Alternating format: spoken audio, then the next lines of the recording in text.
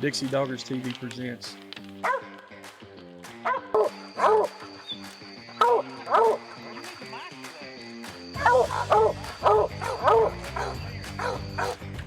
We're fueled by Showtime dog food.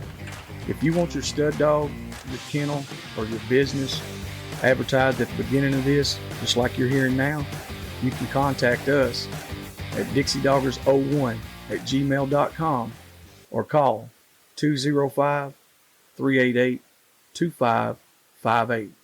Yeah. All right. Now we got everything on. We're going to get started. Coming to you live from the dog pound downtown. So I got some buddies of mine here. I've been knowing them a pretty good while. And I really think a lot of them.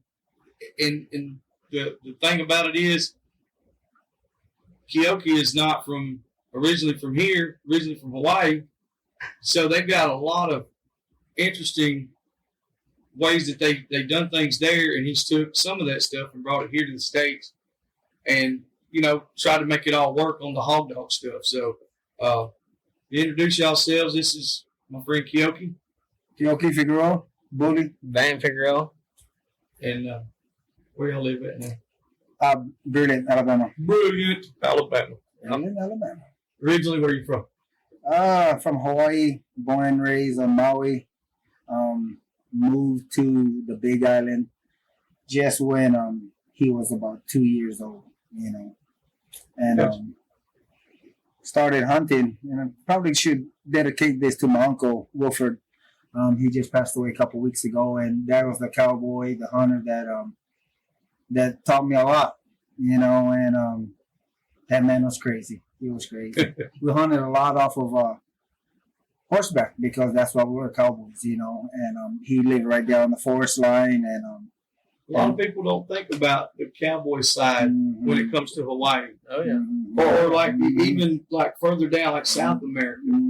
And that's a big thing. There's more cowboys there than there's a lot. We got Parker Ranch. That's probably one of the 6 or 7 largest privately owned ranches. And it's right there in Hawaii. And we knew a lot of cowboys, and we had the privilege to get on there, work cattle with them, and also hunt. So but for my uncle Wolford, like I said, I dedicate this to him. And awesome. He was crazy where he would tell us, get up at 4 o'clock and let's go, and he meant it. I mean, he was one that was always on schedule, and it was crazy because when he wouldn't go because he was busy or he didn't want to go, he would say, "All right, you take my blue dog," and that was a blue leopard Keoki, and that dog was amazing. Came from the mainland somewhere. Took him there, but he was a one-man dog, Keoki, the one-man dog. And he was pretty unique, and that dog, he wouldn't lie. He would tell on you. And my uncle would say, you guys go out there, take the coats, go ride. That dog will find you on the hog. You better get good help dogs. So I said, all right, I got good help dogs. She said, we're going to see because I'm going to tell you what's going to happen. Old Blue, he's going to find that hog, bail. And when your help dogs go in, he's going to leave and he's going to come home. So I going to know when you guys caught a pig. Because he's coming back. He come back home. And he won't come home until he gets in the hog because that mountain is flooded with pigs. So we would go, and I hear the Keoki, I said, hey, I tell my cousin Derek, hey, let's go, let's take the dog, get off, tie the horses. Well, my uncle told us before we leave, now you take the good stud, and then you take the young coat, and you make sure you put that dog on that horse's saddle and ride home on that coat. We got to make them broke. I said, all right. So we get off, me and my cousin, we tie them up. We run down there. I look, oh, nice boy. So I go in there, and I was young. I was probably 15 years old. Get his 22 mag. My uncle only gave us two bullets. He said, you can't get him with the first one, get him with the second. After that, you don't belong having a gun. So I fell. I got you. So, he was like, you got your cowboy rope, figure it out. I said, all right. So we go over there. And I think that boar there, that was one of our first ones. I remember we grabbed him. He was in the river falling on a rock. So I think we roped him and we got him. So we killed this boar and we dragged him back out and get him back to the horse. I looked at my cousin and I said, we fixing to get our butt whooped. He said, You know what Daddy said? I said, what? We got to put him on the horse. So I get on this horse and it's tied. I'm like, all right, pass me that hog. And he passes that thing up just as that pig just coming up. He cow kicks my cousin. Flips up the down. He said, man, this horse ain't going to let us put that hog on his back. I said, well, I mean, what are we going to do? He said, let me take my shirt off. We blind that sucker. We blind his eye. Pick him up. We put him right on the cavity. And then he said, you ready? I said, I'm ready. So he unties my horse. He gets on his horse. And we dally on the horn. He said, all right. So he reached over and he takes this shirt off. That pig, that went flying. I got bucked off. I think I got bucked off 3 times that day, all the way home until. But that was what we did growing up. Was riding coats, hunting, and we had to bring them home on the young horses. But yeah, that's a totally different experience than probably 90% of hog hunters will ever get. Mm-hmm. But that's where you'll get that experience like that. Yeah. But things like that, and like the dogs there, we use, I would say, Catahoula crossed with Border Collie, a little bit Pit Bull in them. Mm. Just because you got the Catahoula with the nose, the Border Collie for the working part of it, and then a little bit of the aggressive from the pit. Yeah. But it was on all around dog. We would always train them to work cattle, and then also versatile, not just straight hog dogs. Not just hog dogs. And then you got those hunters that was straight up hog hunters. And I had some buddies out there that, they brought in plots from over here. But again, I learned a lot about the Catahoulas and the plots from when I came up here, because the guys in Hawaii, they didn't know.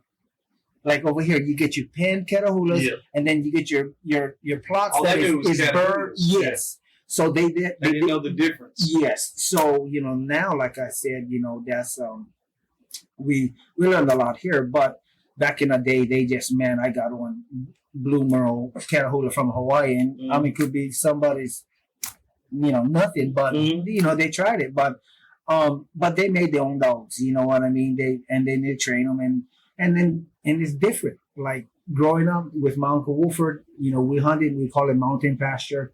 We had a lot of sugarcane hunting because the sugarcane, that was part of the industry, but then the hogs would come off of, because you got to understand, Hawaii ain't like here. So we don't have the 4 seasons. We don't have the 4 seasons.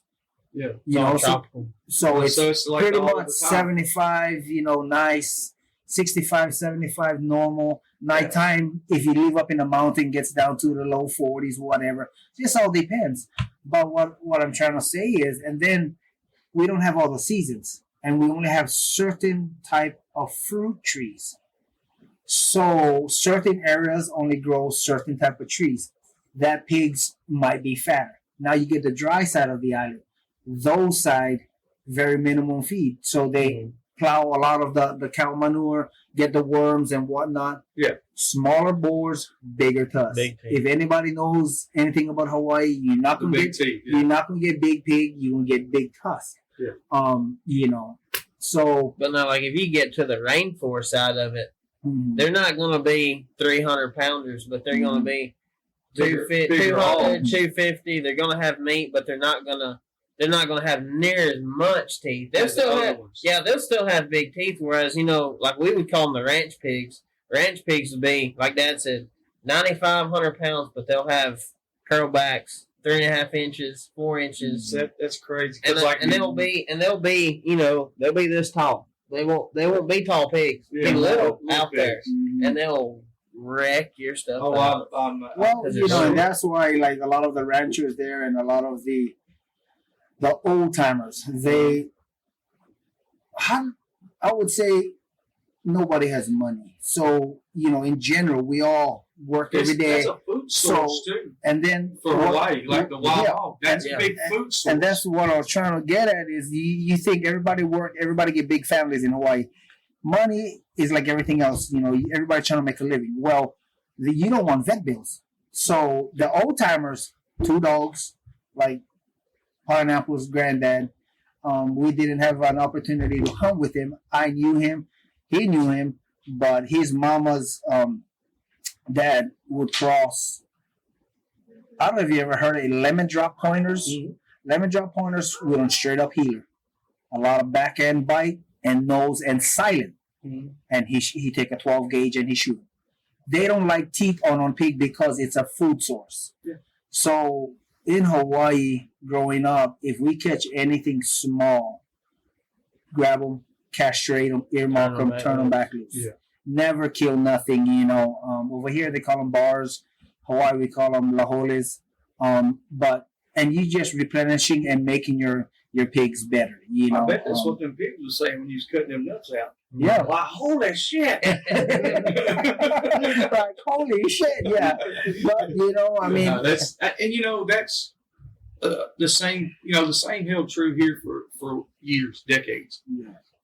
Certain areas it still is because there's a lot of people that in certain parts of the country here, you can still castrate, mark your pig, turn them out, and keep them as a viable food source.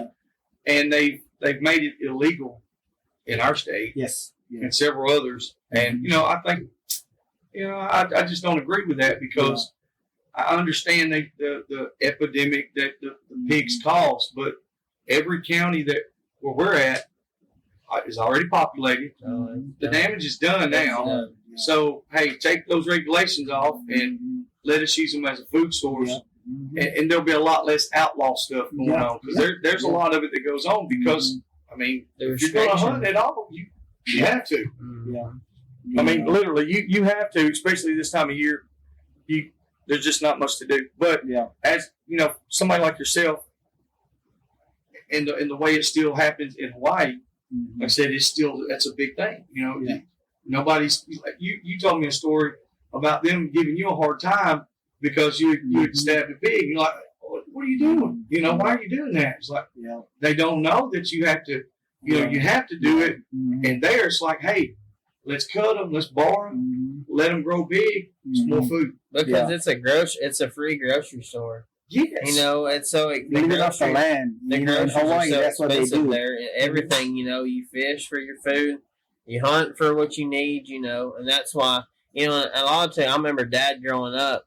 He ran a lot of rough dogs growing up. Well, when you'd get there and you'd catch them, 50 to 100 pounders, even sows, they'd be eat the crap. You couldn't turn them back loose. And I remember him always catching slack because of that, And then that's whenever when he started, when I brought me up in it, I remember having rough dogs, and I remember him turning loose 7, 8, 9 at a time. And when you get there, pigs would be chewed, dogs would be ripped. I remember one dog was hunting a tournament.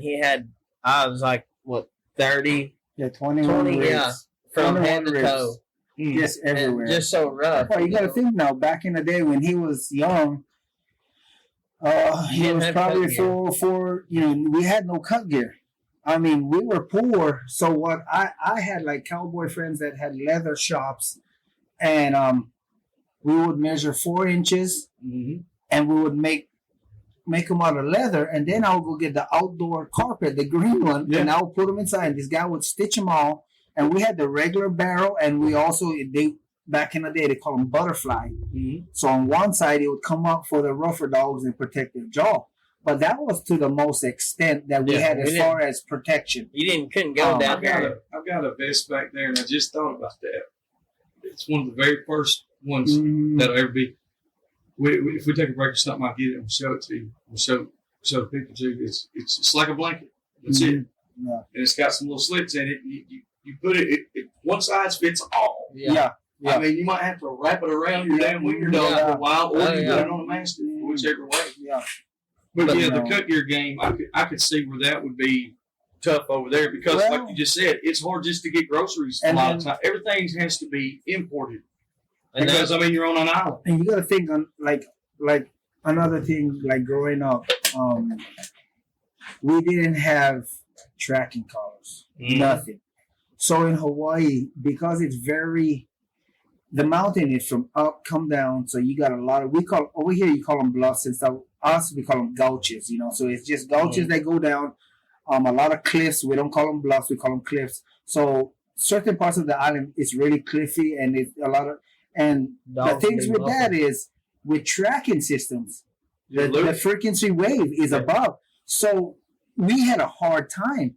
So we didn't have it growing up, and then we started with that wildlife one, that big beast. Yeah, and then we had the other. Still the best one. What is the one? The Maxima, the one that the antenna folds up from the sides. Yeah, just fold up a little bit. Too, yeah, great. So like orange and green or something. So we had that, but that because of the terrain, it was really. So in Hawaii, we didn't like far ranging dogs.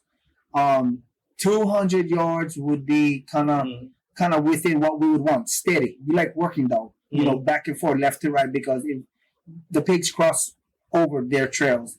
I remember growing up, anybody that had any far range dogs, they would either get rid of them, or when he comes back, they would have to give him a little come to Jesus meeting. Just because of it's far. If you go far, yes. Get to them. You can't drive around. It's a forest. But I mean, and two, the far ranging dogs in Hawaii, not that they're not useful, but the population of pigs there's so many pigs that you don't have to have a far ranging dog because you can take Mama's Chihuahua and go bay hogs with him because there's so many pigs, and I mean. But then it became like here also where a lot of people wanted to get into it. So they pressured the hogs. Well, they just go get any type of dogs, and they didn't want to go be with an old timer and learn. They didn't finish the hunt. They wanted to just go take 7 dogs and go and what they did was they taught the pigs how to run. They wanted to be cool. Yeah. That's the same thing that happened It here. happens here. Same thing. Because when I first started, anywhere that had pigs, we'd go and say, okay, the dog's out hunting. And our dogs was 300 yards, 400 maybe. No. And we would go up a little bit. They'd work 300 or 400. We'd go up another few hundred. They'd work it. We had a lot of bird dog stuff. So very similar stuff. Similar, yeah. Similar style. But we had the rougher dogs, so that way we just shut them down. We didn't want to go long ways. But then, like you said, after everybody wanted to be a hog hunter, they would just get, a lot of them were getting reject coon hounds. Right. And they put them out there. Listen to them. Them dogs would run. Just caught, but they never would finish the hunt. And so next time me and you go, we pull up. The hogs are there. They're like, oh shit, here comes the dog. Let's go. And now they're running. And now that's all. Now the evolution has happened. So I mean, if a hog doesn't run, it's a surprise to me. Yeah, there's a couple guys like on the Big Island where, and till today I see them on Instagram.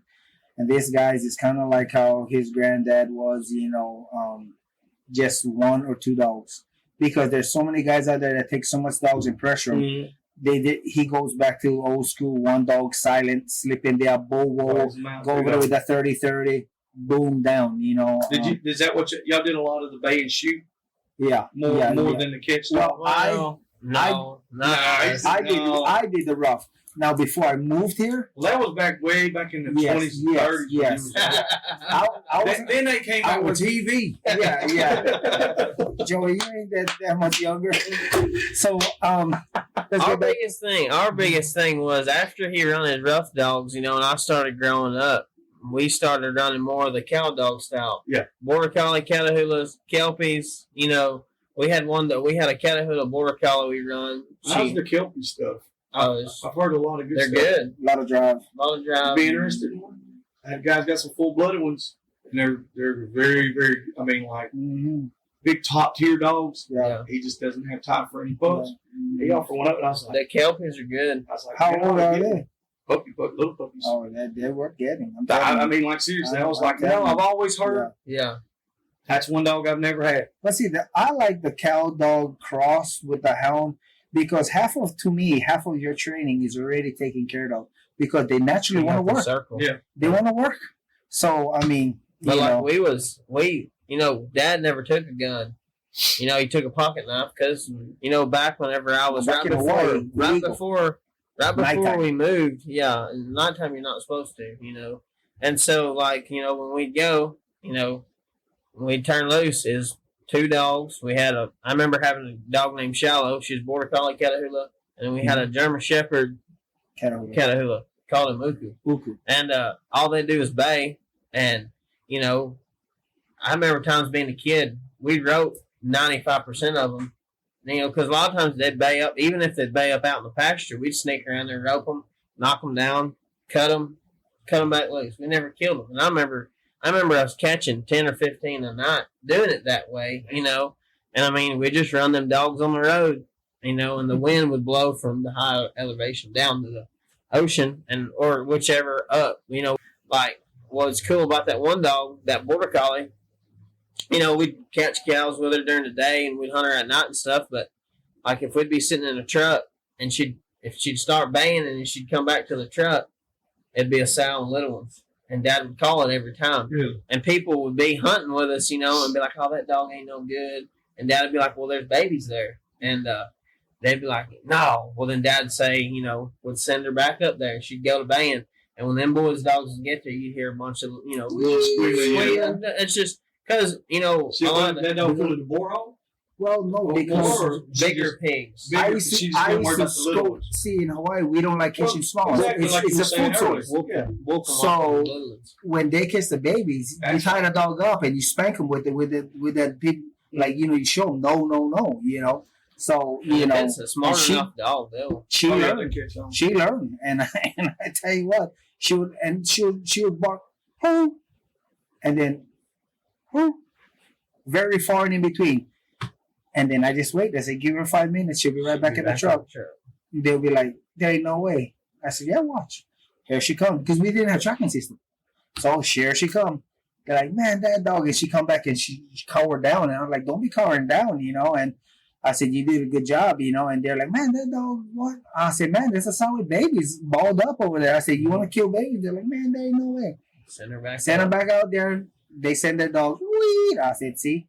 I said, now look, all my whooping on my dog for nothing. Next time, believe me. Mm-hmm. You know, but she was good, you know. And like I said, the last 3 years, my ex-wife, we was farriers out there, and we had a lot of land that we could hunt, you know.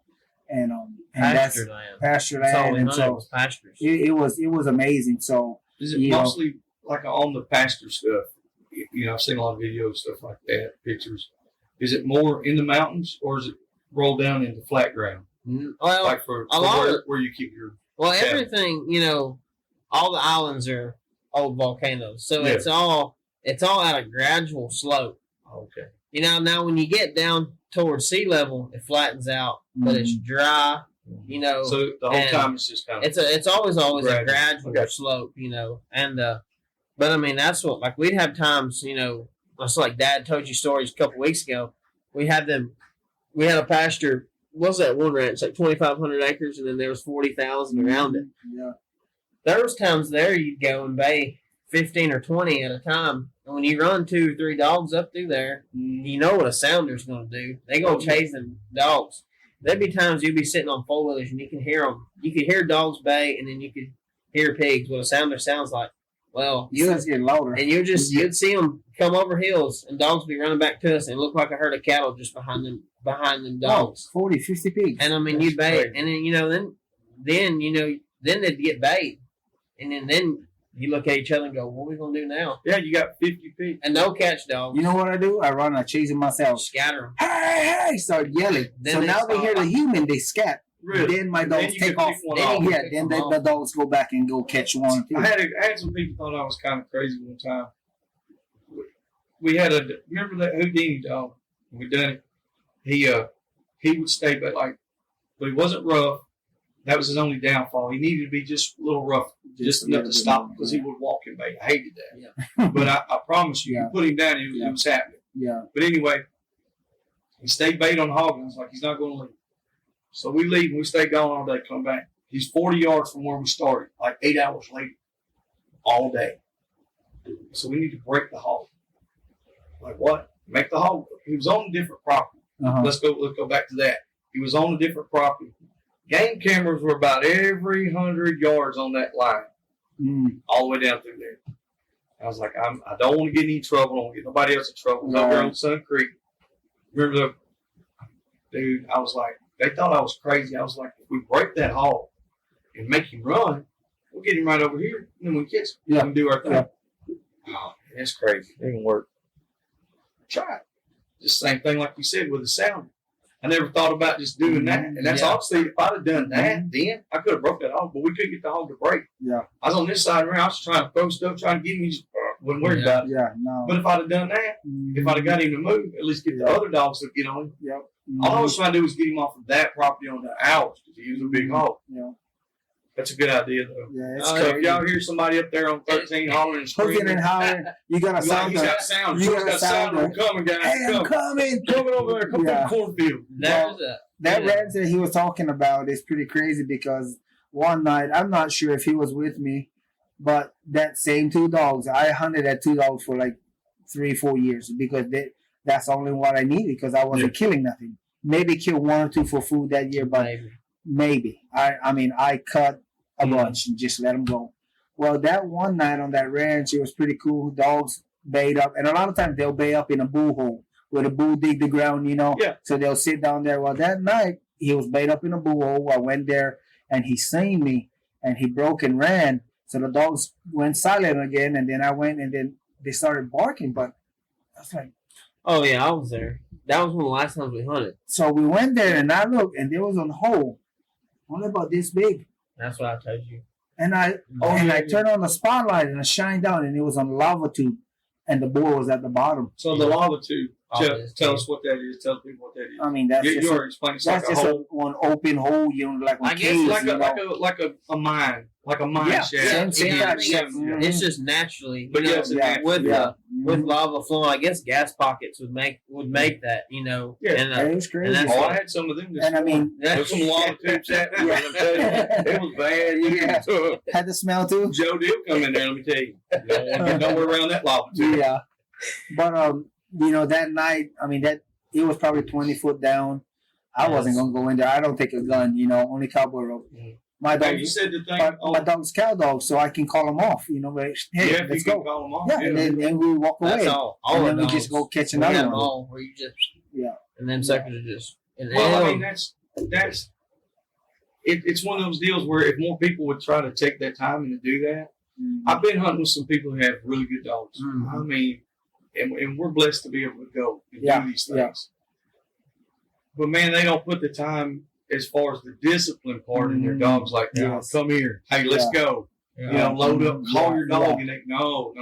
They just dogs do whatever they want to do, and I understand it's a high drive dog, but at the same rate, the dog can still have They gotta still understand mind. when it's time to go. Well, it ain't home. no different than a Malinois in the police industry. Exactly. They're just the highest driven dog there possibly is, but they're just the Yes. most handiest. Exactly. Listen, you know. Which there's a lot of guys that they think that they have the highest prey drive dog they've ever seen. It's just because they hadn't seen one. Yeah. When you think you have one, and I understand, I know I'm probably gonna catch a bunch of shit for this, but if you got a blackmouth cur or a Catahoula cur, mountain cur, Kim cur, any of these cur type dogs, and it's wound up tight, and it's just that's about 1/10 of what a real high prey drive dog is. When you get one that's sure enough high prey drive, it's another level. Oh, yeah. Yeah. But they have an off switch. Yeah. Like I said, you can make them mine. Yeah. Yeah. Oh yeah.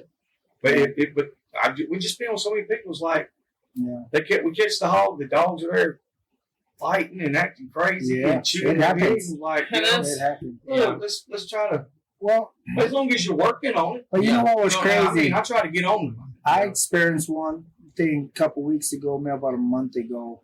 I went down and fed down in the bottoms, took some girls hunting with me, and my Brenda dog, we hit one first, killed him, he relayed, but he was in the big sloughs. We had to go around. And dogs is funny, you know, and and he was there a long time. But this young boar gave him enough fight where he would bay every so often.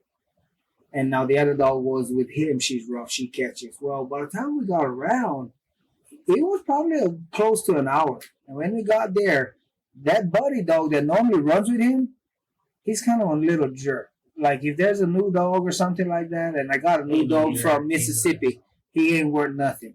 He'd rather fight and be on jerk and look at the other dog. I mean, he won't, but he wants to balk up. Got an attitude. So I like his just brutal. Well, that night I should have known. Well, he didn't go with that big Brenda of mine. Oh, and that big brindle, when that black dog reached that big brindle, he let go of that pig bull. He grabbed that black dog. The lucky thing I was there. And I went there and he got mad and he tried to whoop that other dog, but I knew why he was doing that because he was like, you should be running side by side with him because they're partners all the time. Yeah, and only when I get one new male dog, that black dog, he'll get so, I mean, like I said, there's times it happens, and ours do it too. Mm-hmm. But the ones I'm talking about is like it's every time. Oh yeah, Even with them, like even if our dogs have that deal go on, they got enough handle that we put on them. Either you taunt them or you holler at them and you taunt them. 95% of the time, you ain't got a shot. None of them they'll quit. You know, we've got a stag that if he turns, he'll get show enough rough. You know, he'll grab a dog. But you know, it's just that's the discipline. You know, that's where it comes in. It always helps for anybody. You know, in anything. You know, but that's and like too the whole discipline thing. You know. What the big thing about it is now is about tone breaking dogs. Yes. You know, I always heard people say that Garmin's was the worst thing for a hog dog. Yeah, I know. It's the same. And most of it's guys my age. It's our age. Are like, oh, that's the worst thing. It in a way it can be, right. But in a way it's technology. Period. Yeah. It's you know, my generation is where the technology really started to flourish. And it's like, I had enough of the old days that I know what the old days were. And I enjoyed that. It was easy, simple. And then you come in all this other stuff, it's like, damn, you don't have the privacy factor and all that. Mm-hmm. So you're always going to have that lopsided. But honestly, dude, Garmin is probably the best thing. Well, that thing like you talked about that one dog that, you know, you made that dog, that hunters made that one dog that way because that's the style they hunted. Well, you know, the old school people that I know about it, we talked about it, they say, when they say they don't like the Garmin thing, it's because we never think about it. It's like if we get a 4-range dog, back in the day, you couldn't call him back. So when they come back, you would discipline them. Well, now we get Garmin. What we do, they go far. We drive around the road. We go find the dog. Well, we keep hunting. Mm-hmm. So that, you know, this is like telling, we just went find where our dog was. Yeah. And then he said, hey, it's okay. And just keep hunting. But again, you hunt one style. I hunt one style. You know, me, I getting old, fat. I don't like walk too much. I like them close. You know what I mean? I like the dog, go find them, and I go to them. You know what I mean? But I mean, it just all depends. You know, some days you like your dogs hunting, going out there when you got the property. Some days, you know, your property is close. I mean, it just all depends. You know, that's one thing. That's a big factor. Yeah, the size of the property. Mm-hmm. That's what he's talking about. Dogs ranging far. We was shooting horses it's back in Hawaii. I remember being a kid. We was shooting horses for this lady or person, and remember that foxhound, registered foxhound, big old black and white tan dog, and he was getting away out of the kennels and going and catching pigs. And he'd come back all ripped up. Well, they gave him the dad. Well, we just got the old beep beep system. We thought we was high cotton. Shit, you was. That's it. I don't care how far he goes. We got this old beep beep. All range now, so boys. He strapped it on him, and I remember to this day we cut loose. I don't even know how far he went. This somewhat went pony underway. I'm talking about gone. Old dad was out there on the hot spot. And he'd go beep beep. Oh, he's over there. Yeah. We stayed out there all day. Dad said, we're going home. So, okay. Next morning was I remember being at the road and we just scanned it from the road and beep, beep, beep, beep, beep. He's over there. Oh my God. Where he's at, he's somewhere he's over there. Yeah. And we didn't hunt. We hunted him, and he was good. Long-legged, catch pigs with him. He just went too far. You know, now, if I had him in this day and time, I love him. Oh, yes. Sit here, drop him, and he's going to go as far as he needs to go catch a hog. That's like I was saying about the high-strung dogs. Mm-hmm. I thought I had hog dogs at one time. I was like, I got some hog dogs. And then when I got some long ranges, and then when you see one, you're like, Yeah. oh shit, no, I don't. No, yes, like, yeah. I mean, like these dogs, when I say they push it, like you said, they just go. Mhm. And they're not coming back. No. They're not going to come back. And look, good luck. You got to go catch them. Yeah. And that's Which what We got a was like, couple of them fix that does that dog, now, fix 'em. and I mean, I don't like, you know, toning them back or shocking them because, you know, you kind of go knock back the drive. Exactly. If we You get, can hurt. You can ruin. he hunted everything. with a guy down below Tuscaloosa, and that guy said, "Hey," he said, "bring some dogs that, you know, gonna go. We got thousands, you know, 10,000 acres, whatever." He said, "Oh, I'll bring my dad's 2 dogs. They'll go. All right."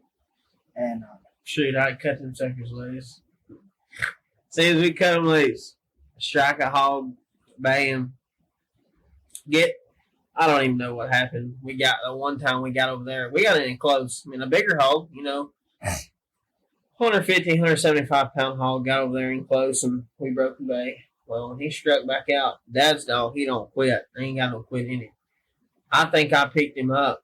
We picked him up 2 miles, and that boy said, he didn't say nothing the first night. Yeah. Well, then the next day, he said, "What you gonna bring?" I said, "Well, I'm gonna bring some dogs." And he said, "Man, you got that brindle dog?" I said, "Yeah, I got him." He said, like, we're gonna be chasing him.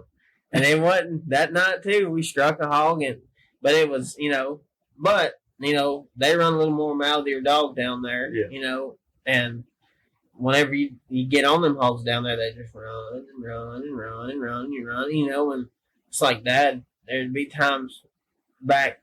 We've got our pack now where we kind of like it, and when we start and trying to get everything back rolling, when we started back hunting, there'd be times where he'd be like, "Man, I want long range dogs. I don't want them to go look." Well, he'd turn them loose, and they'd get about 900 yards. He'd be like, "Man, I hate long range dogs. Why can't they stay close?" I look at my watch. We're gonna go a long night. I mean, but it's just, you know, and that's what I hunted before I moved down this part of the country. I hunted a lot in Florence. Yeah. Tracts of land are small up there. You know, we had a spot, me and a bunch of buddies of mine, we were grateful to have a spot that was one tract. It was 1,500 acres. And we thought we was big wigs up there because we had 1,500 acres to turn loose on. You know, and like when we first started hunting there, the first night, I remember to this day, pulled up, opened the door, and there was pigs fighting in a pond. And it was just like shooting. It was shooting fish in a barrel. Yeah, I mean, it was you don't have to go easy, far. you know, easy as it gets. And that's when, like, the dogs that I was hunting up there, they had to go hunt for hogs. But it wasn't like how down here, where you drop right here, and if you don't have corn out and you're hunting it legit, you know, your dogs might go half a mile, you know, before striking. We're up there. If they even strike. You'd strike a hog up there at, you know, 200-300. 200-300 yards, you know, and half a mile, you done caught 2 hogs. Yeah, and I mean they wouldn't run near as much. And I even run, you know, I had a Catahoula Walker that was open as it could be, but I stopped a lot of pigs with him. But it was just kind of that style of pig that they weren't, you know. Well, as we got to hunting, we killed a lot of hogs off that place, but you know, it just got to the point where, you know, like whenever before I come here, I had them shorter range dogs. We walk hunted. And we didn't ever, you know, I didn't need the long range dogs because if I have a long range dog, they're going to be off in somebody else's place. I'm having to tone them back, you know, and that's why I run really short range dogs there, you know, walk hunting them and stuff. And Dad was down here. He already had me beat down here because he was already hunting this part of the country. So his dogs were ranging a little further. And it was a huge switch, you know, from going from up there, you know, hunting small tracks and, you know, and then coming down here where we've got our bigger tracks, you know, and it's crazy how, you know, you've got to train the dogs for your part of the country. Yep. But then that geographical location. Yeah, it's so different. You know, when we first started out, like we had huge tracks. Yeah. There was no hawk hunters with dogs. Right.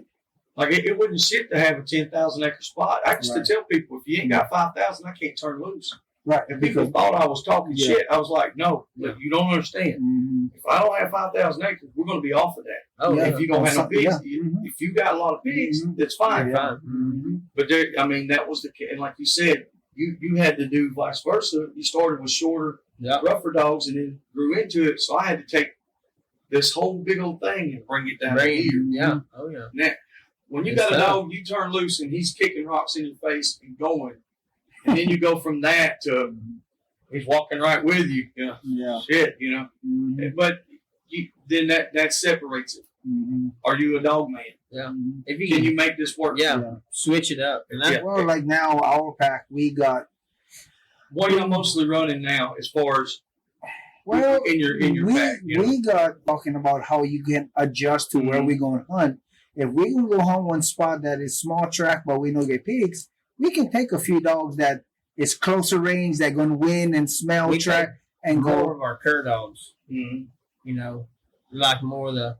You know, we've got some Kimmer cur, black mouse, some Catahoula dogs. You know, but now like when he's talking about the longer range dogs, we run. You know, plot like his good dog's a 3/4 plot, quarter bulldog, English working bulldog. You know, so he's 100 plus big Okay, dog. so he's an English bulldog Yeah, he's Yes, the yes. working, Or the the- big the white. white American bulldog. No, he's the English, but he's the Andrew Trussell and them brought him in this part of the country. Well, I mean, the bigger white they had the standard English dog is a pretty good style one. The regular English bulldog is one like the Georgia bulldogs, the little short one. No, No, the that's- big one. No, the that's big what I'm saying. Yeah. That's the standard English. Yes, but yes. The American, Yeah, the big one. Yes. that's the big Yes, dog. The yeah. big It's wild the ones. American, yeah. And Now, that's those what- dogs right there, Mhm. they I've seen a couple, Mhm. and I know a lot of guys are like, "Oh man, I gotta have a pit and all this stuff." No. I'm like, if you get a good American bulldog, Mhm. it's very hard to beat. But they've been watered down a lot Well, through breeding the and guy shows we and got them stuff. from, he used them for work cows and Yes. everything. So, So it's you got a them working line. from is it Well, Andrew Andrew Trussell, Trussell, you know, yes. and they yeah, where they Andrew hunted and Wayne. Wayne, Yep, and that's yeah, where you yeah. know they Yeah, I know the dogs you talk or the style dogs they Yeah. had. And They the guys had bigger- some dog, the big dogs. bigger dogs, and that's what Dad got his good dog from him. He's 100% silent, but he still got the hound nose to him. But he's rough. he can He can find get rough. lay cat. He can do. You could take him and go catch 200 Whatever pounders you want. by himself. Mhm. You know, and I mean, but then I've got a See, I was plot. thinking it was pit. I thought it was. I No. thought it was 3/4 plot Mhm. and quarter No. pit. I didn't know it was American. See, bulldog. he's That's- fast, but not extreme. Mhm. He's athletic. Yeah. for his Very size. athletic. But so I got another dog from Andrew and his buddy. He's a half stag, quarter bull, quarter cur, and he runs with. And that's that story we was talking about that Brindle and grab that black. Because when I put them two down and we're hunting with the normal same dogs, he will stick with them and they'll be his own pair. But now, we got the two young pups we were talking about. So now I got four that will long range and stay together, but they all rough, We try to keep the plot. The plot knows, but we want them quiet. Like I've got a plot. My Jip dog, she's a half plot, half Parker cur. Both mom and daddy was plot and Parker cur. I mean, dead silent until they bay. Mm-hmm. We trying to get the plot nose in them, but keep them quiet. That's the goal. That's the same thing that. I think everybody tries that. That's what you're trying to do. Yeah. And there's so many different breeds that you think would work and they don't. No. So you could have, say in this instance, say if you've done a Catahoula and did a Catahoula and a Bulldog. I've had a bunch of Catahoula Bulldog crosses, dead silent and rough. Just rough. Just catch dogs. Mhm. But I know somebody who has one that opens up on track. It's loose bait. It's like, I wouldn't even think that would work. Caribou, I'm like, hey, that's kind of crazy. But then in vice versa, like you said, you got the plot and the American or big bulldog, Yeah. and they're silent. They Dead got silent. the nose. They're athletic. They got the whole package. Yeah. It sounds like that's Yeah. really all you need. Well, and so two- you don't want to change up too much. In this part of the country too, it's so rough. It ain't flat here unless you go down south or up north. But like around the house. And big long thick legs going up them hills. Well, that's what That's That what changes. you need the bigger dogs. In my opinion, I think you need the bigger dogs in the rough part of the country, because they've got that bottom to go. And that's what we've had a few straight cur dogs, black mouse. We've tried all of that. The straight Catahoulas. We've tried the pure. We've tried the purebred deal, and they just couldn't.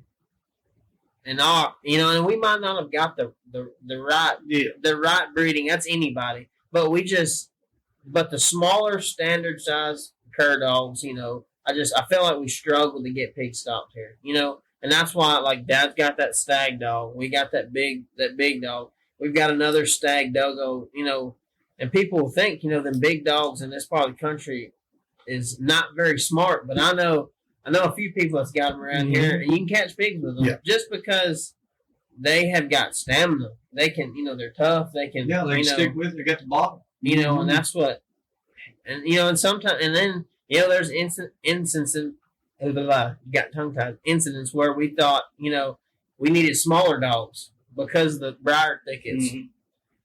It's fine and dandy if the hogs stand in briar thickets. If they're in the briars, but then once they tear out across through there, they ain't got the bottom to stay. It's and some of them, like some of my Jags, they got the bottom to stay.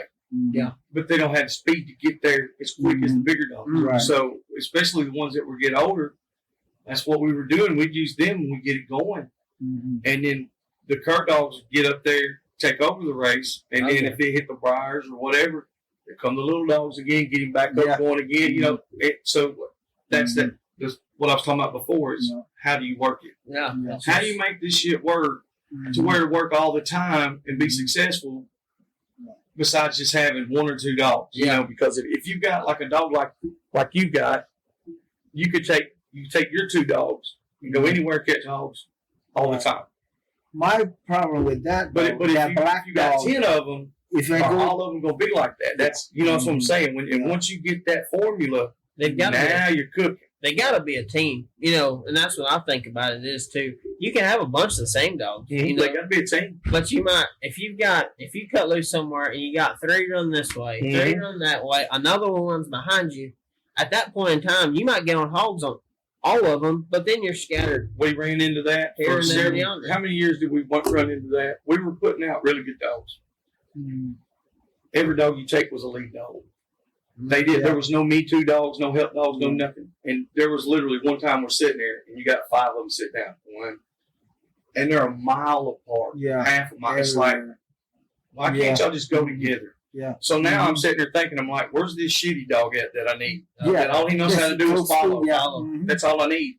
And or where's the dog that's going to bark once or twice? Yes. So I'm like, I went from the 100% silent, will not bark at all, to now it's like if it barks, well, I don't care. It's like good. Yeah. Other dogs will go to it, and then like you said, having a team, we had Hank and King, which they were raised together.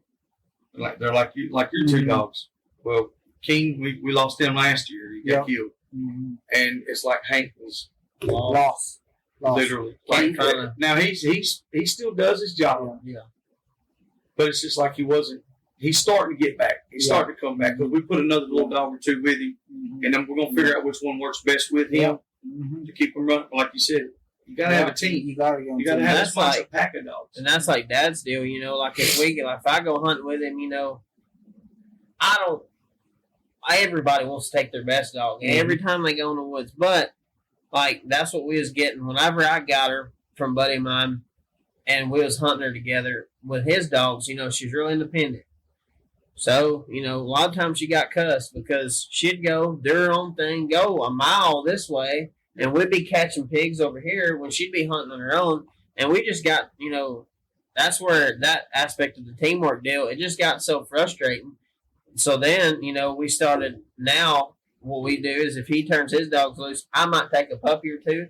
Or heck, I might not even take nothing, and I'll just be there, Well, then, then if I take a bunch of my dogs, we mix our pack, but a lot of times when we mix our pack, it don't ever work like it used to, And I mean, that's the biggest thing. Or if you get females and they come in heat, then you gotta be like, okay, we're hunting all females. Females. So it's and you was talking about not having like the good dogs. People probably think I'm crazy, but like I love having the top notch dogs that we got turned loose, but I'll probably get slack for this, but the Me Too dogs that stay by my feet, I've had a lot of times when we cut them good dogs loose, and they'd be 700-800,000 yards. Me too. And my Me Too dogs would be finding pigs close. Yep. You know, I had the same exact thing. and a lot of people, and I've got a lot of dogs like that. That I've got in the past where, you know, that people has not liked them because they weren't just top notch. But I'd be like, oh, I've got a place for them, you know. And a lot of the times, you know, we use them for a while, and then when we get tired of them and get tired of kicking them away from our feet, I'll send them to somebody that works cattle, and they do great, you know. Yeah. And that's like I had a dog. That's Cody, that boy that come hunting with us from Tennessee.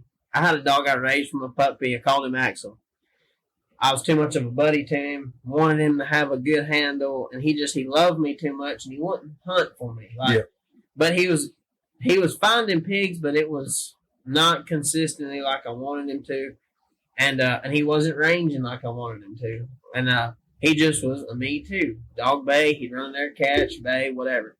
Well, Cody called me needing a dog and stuff like that, and I told him, I said, I got one perfect for you. I said, if you walk hunt, he's gonna be right there. He's gonna catch pigs close, and well, that sucker, man, I tell you, he got him, and I guess it's just me because when he got him. That sucker now will go get some yonder. He hunts good, you know. And, I mean, that's what somebody's trash might be somebody's treasure, you know. And that's how, whenever I started. A lot of our dogs is like that. Yeah, like whenever. A lot of I never. You can ask Rodney about the best dog that and he'll tell you. And it was one that I got for free. It's for free? Yeah. Like, he was like, he told me, he said, this dog is not going to put teeth on a hog. He's like, she'll find one, but she just don't go nowhere. Yeah. She's real close, blah, blah, blah. So we take her hunting. First hunt was okay. Second hunt, like, well, she's doing really good. Yeah. During the second hunt, she's finding all the hogs. Everybody else is following her. Now she's 1.7, 1.3. Now she's 2 point. Now we're like, oh, look, we done lost her. Now we got to go. Yeah. And then, like, a big hog running across the watch her come across the field in Florence. Bam, grab the hog, spin him, sit down, stand there, buddy. He'll move, bam, grab him, sitting there. And the guy was like, what happened? Oh, yeah. Got another dog, same way. Dog won't go 100 yards. That son of a gun went 7 miles.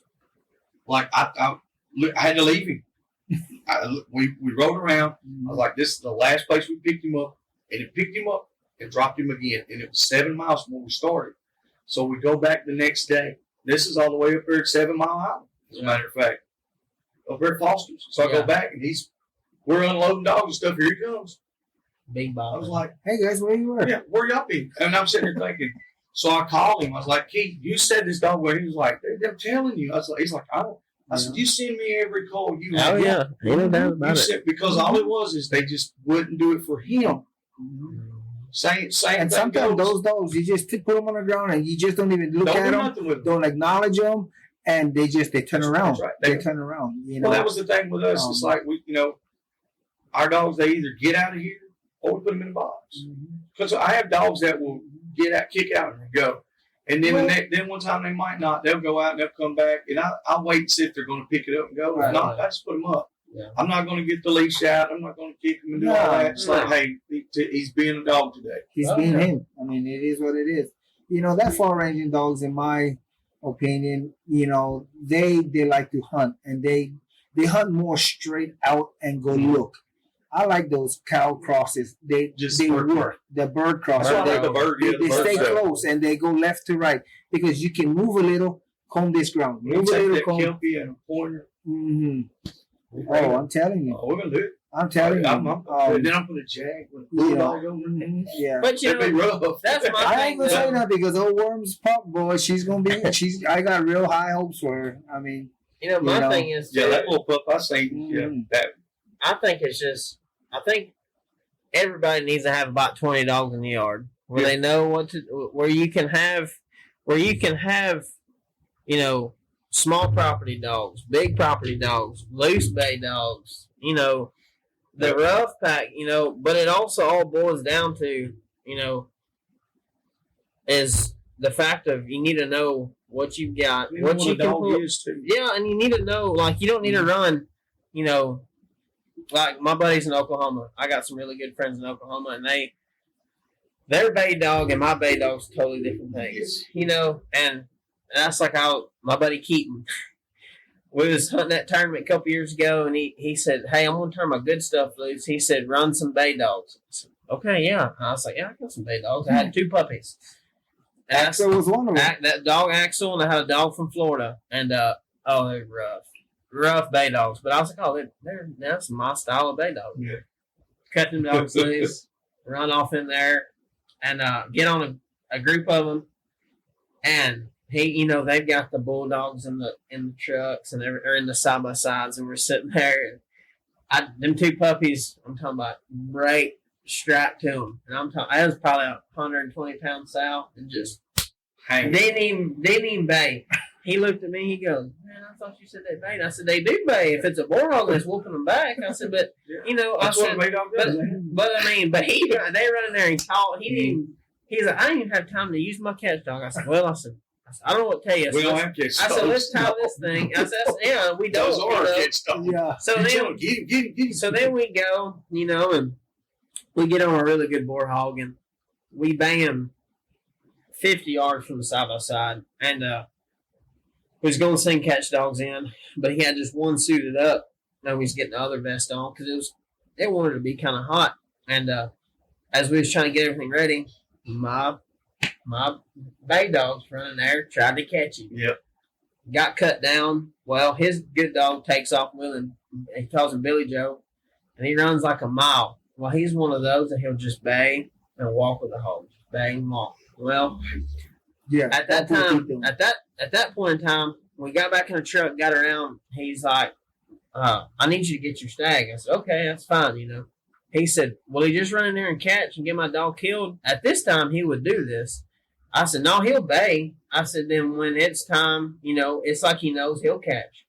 Well, we go in there, and we're about 300 yards, and we can see him walking through a pine thicket, and he looked like to be 150 pounds. I said, "Well, he's not that big." I said, "He'll be fine." So I cut that stag loose, and he ran in there, and he put the brakes on and stopped him in a thicket.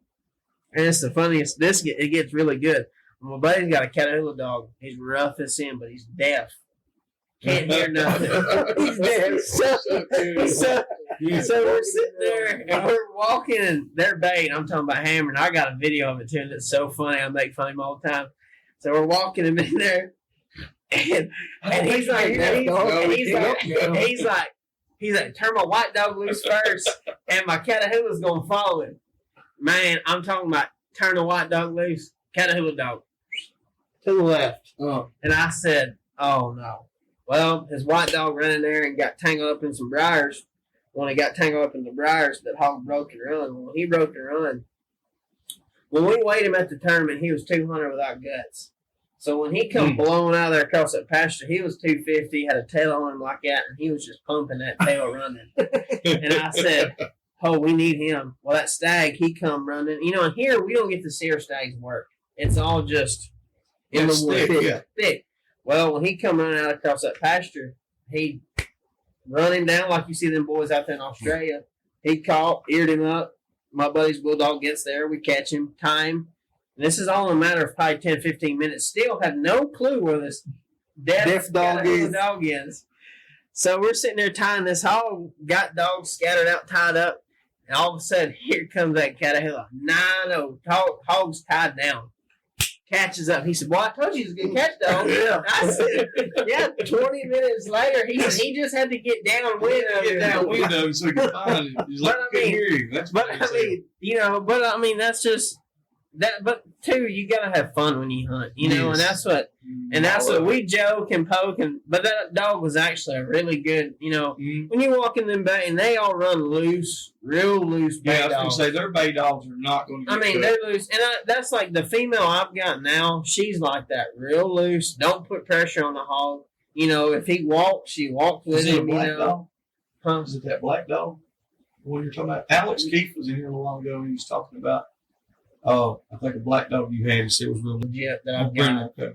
And she's. That's what I told him. I thought it was Brenda. But she's real loose, But he. Yeah, y'all just missed him. He was in here. Really? Yeah, probably 20, 30 minutes. I got you. But that's what and a lot of the times we've got big teeth here. A lot of our hogs got big teeth, but it's more of a common thing, I think. Like I know them boys out there in Oklahoma, more of a common thing because it's more of the cow pasture deal, and you know, so like them boys catch little toothier hogs than we do, and that's what they run the loose bait dogs, so they don't want to pay vet bills, which I don't blame them. You know, run the 2-3 catch dogs, you know, and it's just all the I think it's a style of the hogs that's in your area, you know, because like here, the hogs might weigh 300 and have big teeth, might weigh 300, have little teeth, but you go to Florence and they weigh 200 and have no teeth. They'll have top grinders. It's like they bust them all off. Yep.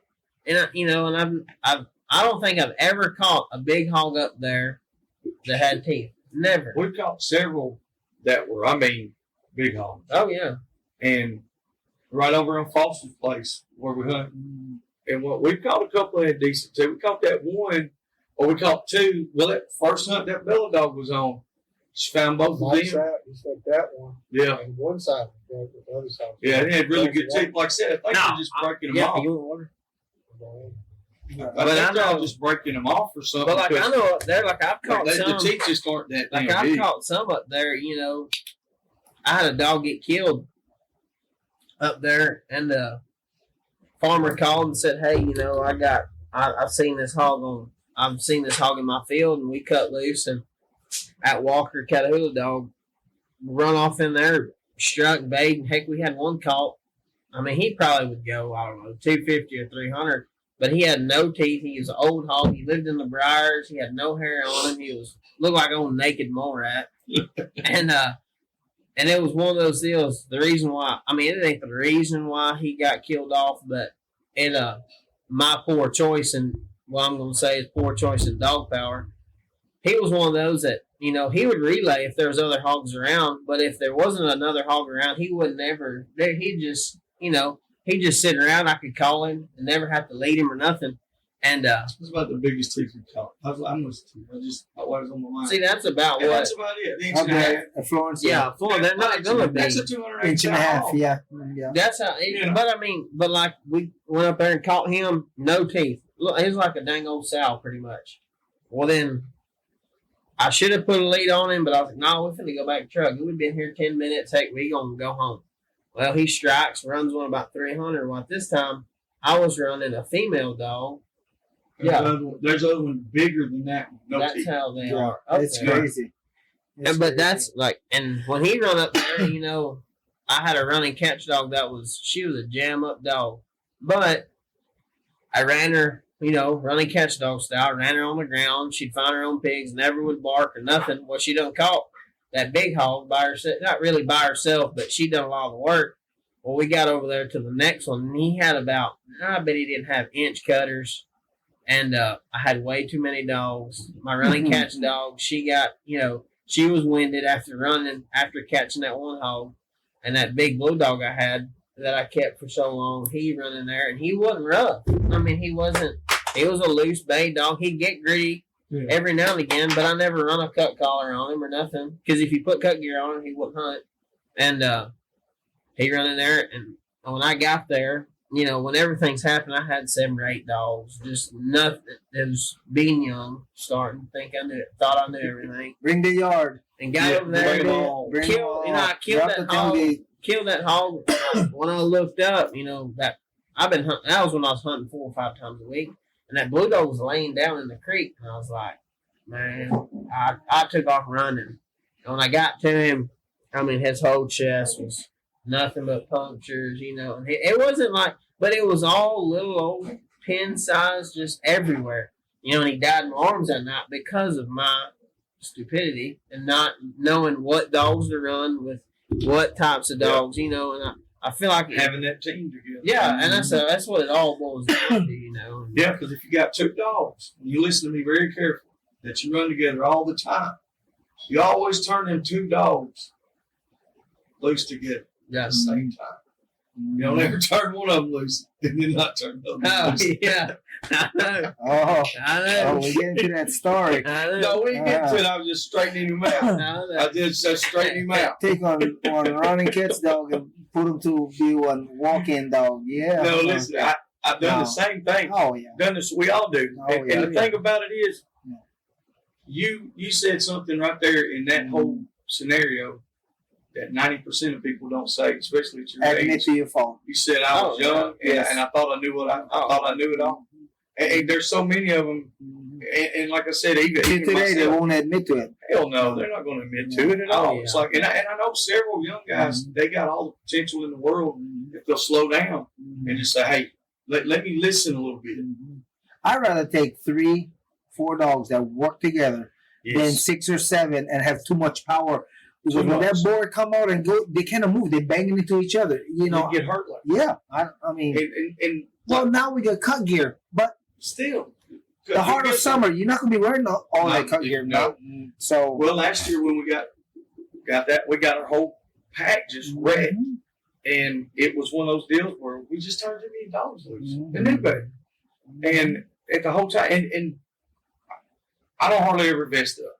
yeah. I mean, I'm sorry, you know, I've got plenty of cut gear, got the best cut gear made. But very seldom do we vest all of them up. That night when we pulled up there to the gate, they was like, what are you doing? I said, we're going to vest every dog. Every single one. And we did. Yeah. Every one of them got cut up. Yeah. Crazy. Even with the vest. Even with the vest. I mean, and that king dog of mine never had vest on.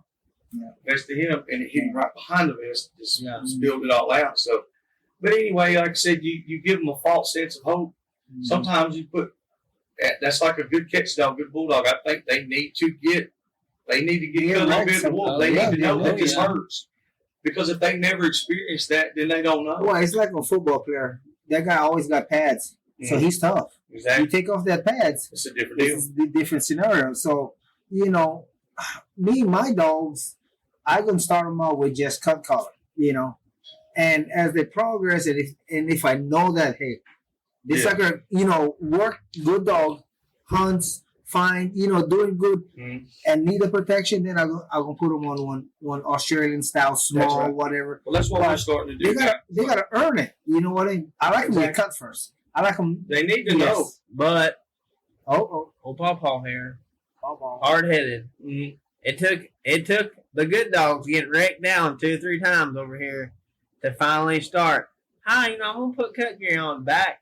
I know. That's what I said. I started doing it now too. Oh, Dad, he's like, nah, we ain't buying that. They got a collar. They're gonna be smart.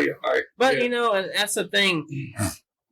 Hawaii, a lot of pigs. You catch a lot of boar hogs. You catch boar hogs all the time. Your dogs are smart to a boar hog. They know. They smell him. They know what he's going to do. They know what he's capable of. The business is. When you come here,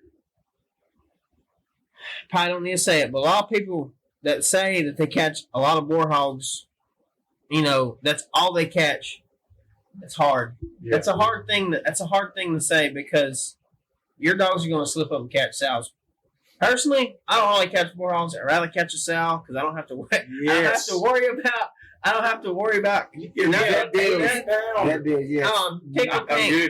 But you know, where Dad come in Hawaii, them dogs seen boar hogs all the time. They knew what they was, so they stood back and caught. You know, did what they did. But with here, we might go 3 weeks and catch a bunch of shells and sows, and then that one night you single out a boar hog, then it's bad. You get wrecked out. Yeah, it's the same thing. And that's what I'm afraid of now, because we got this young pack going on. We got 2 or 3 good young dogs. They're getting in there. They're hunting. They're finding with the good dogs.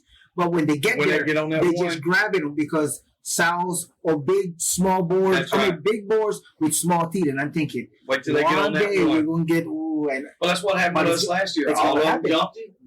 It's going to happen. When we dumped out, they went like 140 or 146 or 164 yards right there. We were on top up there by the chicken houses at Mitchell's. Flat ground, beautiful. Easiest place to even get on one. We're on the side by side. We just drive right there. And by that time, it was over. I mean, it was just done. The hog never ran. He was like, okay, you want to fight? Let's do it. Yeah. So he's fresh. Yeah. You got 270, 280 pounds, just want to whoop your ass.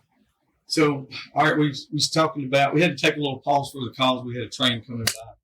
And luckily, we are right beside the train tracks.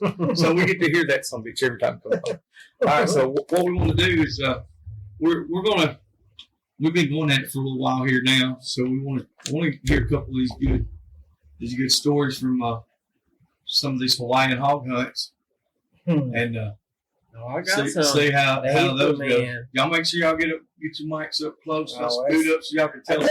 I Tell tell us you something good. Give me like the best. Okay, hang Something on. when you were young, back in the Right. 20s. Okay, no, now I was young. He was young. Okay.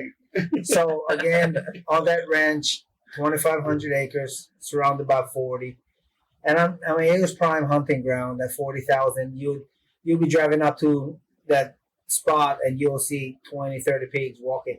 But the cowboys on that 40,000 acres, they know, you know, they're gonna come check you out before they actually trust you, you know. But because I was a good guy, you know, they knew that I would call them, text them, hey, dogs crossed the line, whatever. So anyway, I got in really good with those boys. Well, so one night, this maybe he was 6, 7 years old. So this young boy, good rodeo family, the little boy that time, Sonny Miranda, he said, Uncle, I want to go hog hunting with you. I said, all right, you gonna go? He said, yep. They said, all right. I said, I'll come pick you up about maybe 4:35. It's gonna take a couple hours drive up there, a couple miles to get up in there. I said, you got your own light? He said, yeah, Uncle, I got on light. I said, all right. So we go up there, and that 2,500 acres, there are 3 roads: bottom road, middle road. The middle road goes to. It was kind of like a little, had roping arenas, had guest houses, Their everything. house. So we get up there and we go to the middle road, go to the bottom road, don't catch none, and go to the middle road.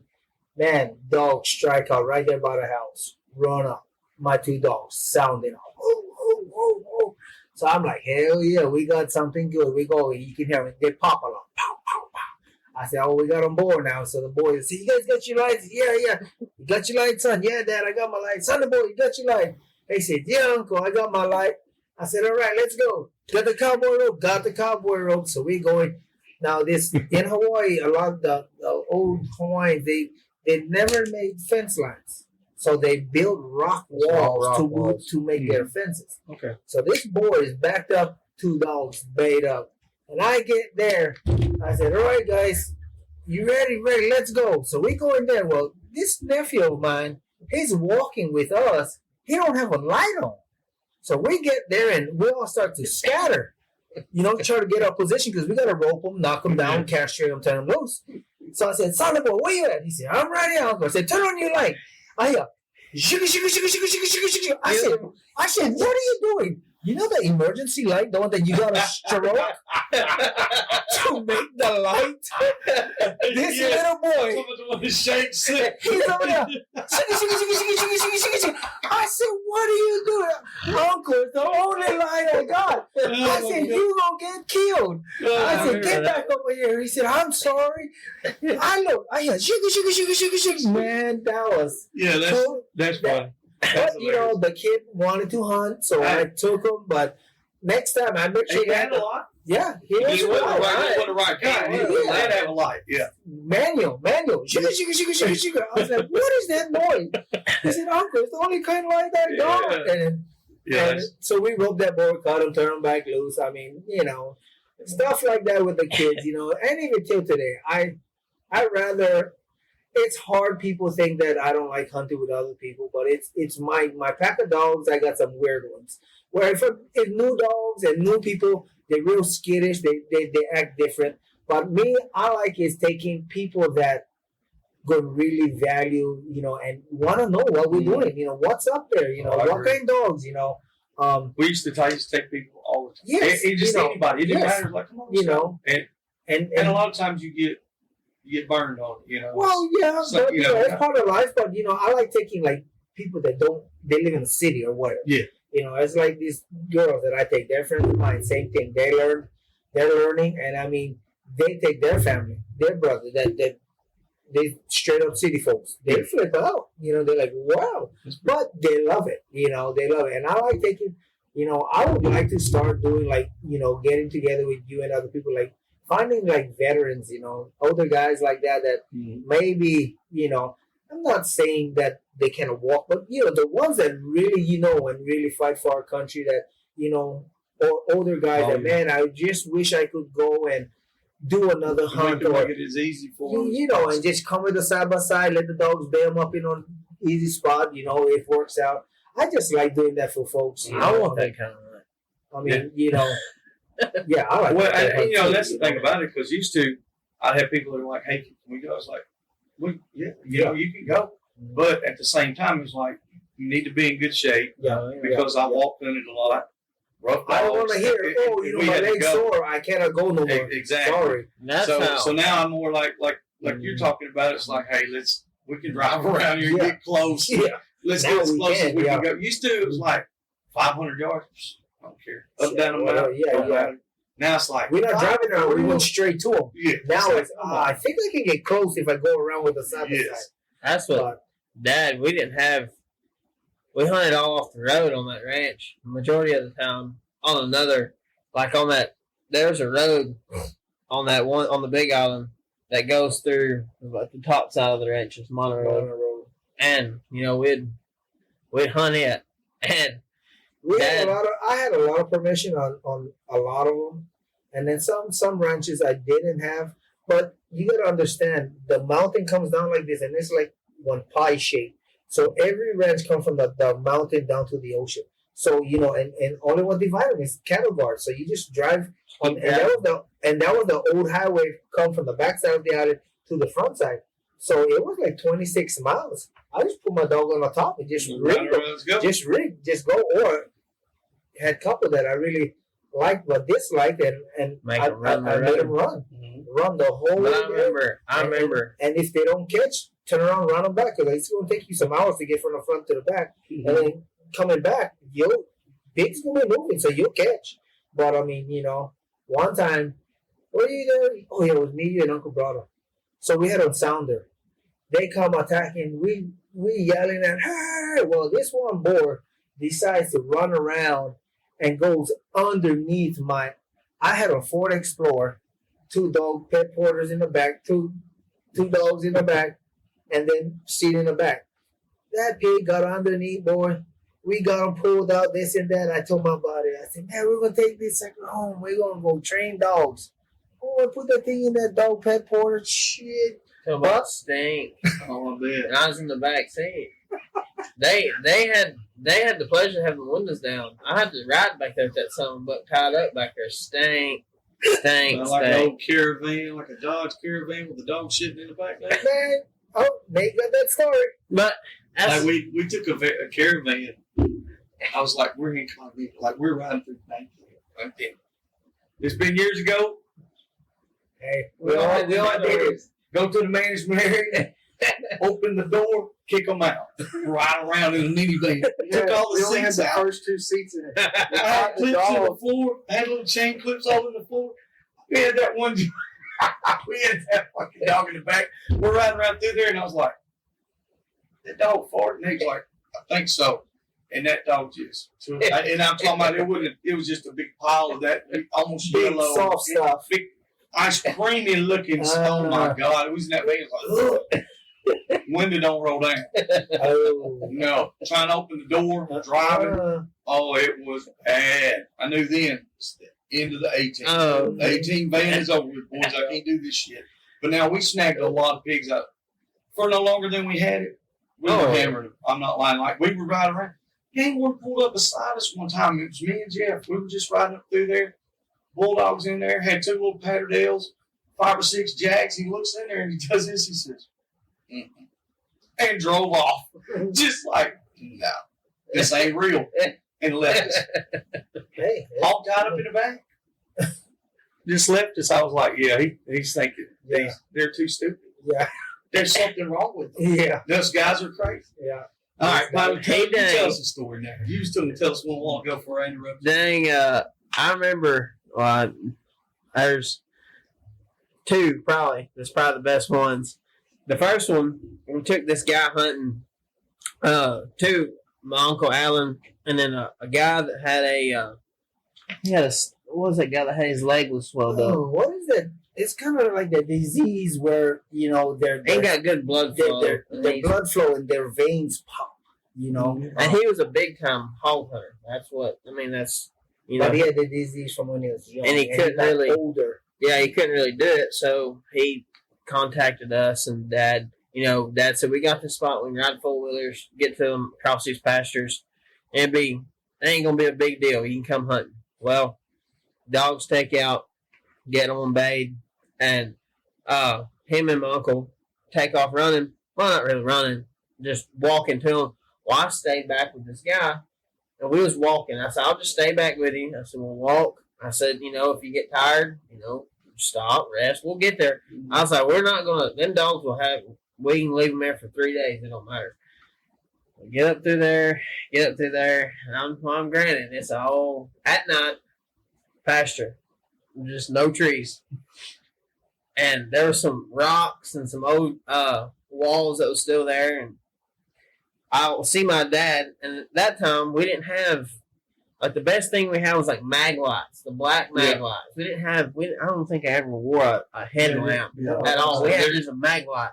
Mm-hmm. So we're sitting there, and this guy, walking, he's having a problem getting there. So we find a tree, and we're standing there on some rocks, and there's a tree.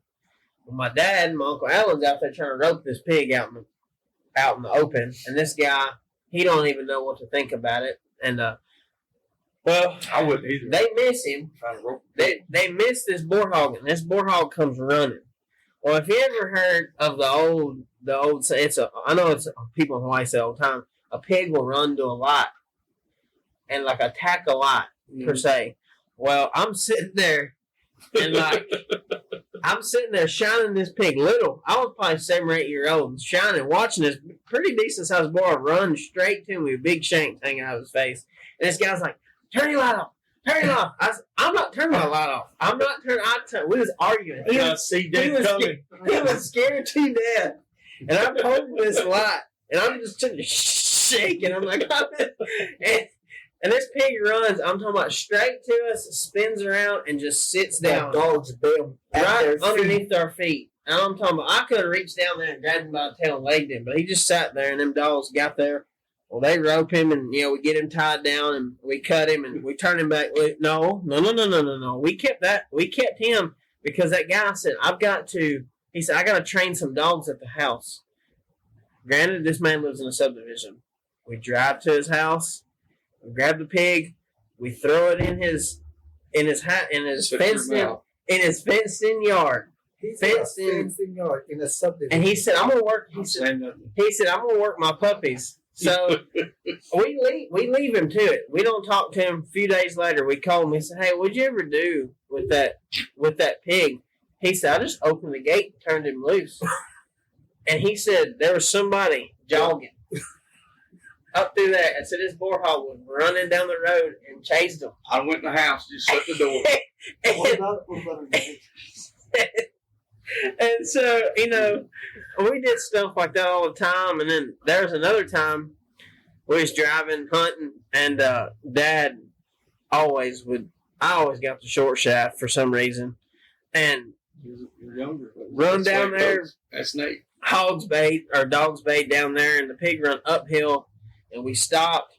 And we used to videotape all of our hunts, and Dad had the camera out, and this hog come running.